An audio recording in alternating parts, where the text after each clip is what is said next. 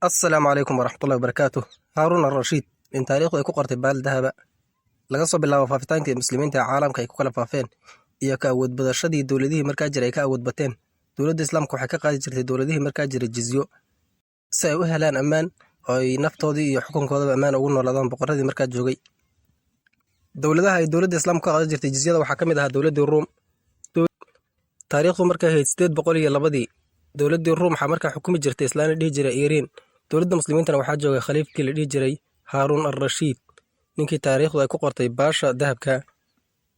Islaantii markaa joogtay waa la casilay waxaana xilka qabsaday nin la dhihi jiray Naqfuur oo ku qabsaday Afgembi, islaantiina meesha ka tuuro oo ka takhalusay.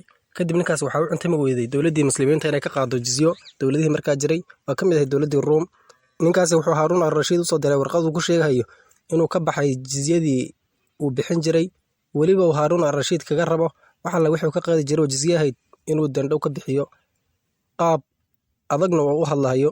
Wuxuu yidhi ninkaasi warqadiisa wuxuu ku soo yidhi من نغفور ملك الروم إلى هارون ملك العرب أما بعد فإن الملكة التي كانت قبلي أقامتك مقام الرخ وأقامت نفسها مقام البيدق فحملت إليك من أموالها أحمالا وذلك لضعف النساء وحمقهن فإذا قرأت كتابي فاردد ما وصل إليك من أموالها وإلا فالسيف بيننا.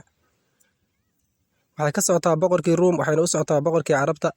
Islaantii igu horeysay waxay ku siin jirtay xoolaheedii waxayna ku geysay meel sare iyadan meel hoose isgeysay. Arrinkaana waxaa ugu wacan daciifnimadka haweenka. saas darteed warqadayda hadday ku soo gaadho soo celi xoolihii aad ka qaaday haddii kale seefta inoo dhexaysa.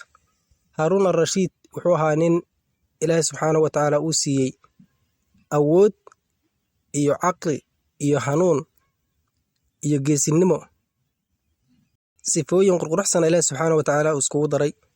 Markuu akhriyay warqaddii wejigiisaa doorsoomay aadna wuu cadhooday ilaa dadka ag fadhiya ay ka kala tageen ayna dhowran waayeen inay cadhadiisa u fadhiyaan.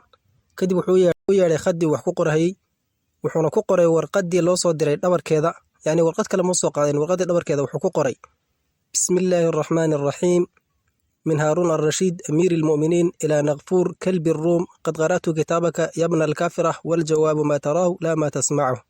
wuxuuna u dhiibay isla ninkii waday warqadda. kadib haaruun al-rashiid isla markiiba wuu baxay, isaga naftiisaana baxay, ciidan kunana wuu la baxay ilaa ninkii 10 lama ilaa waana u dhigay kuna soo celiyay inuu bixiyo jizyadii oo dowladda muslimiinta u hoggaansamo isagoo dulliyana uu ku noolaado. Assalaamu calaykum.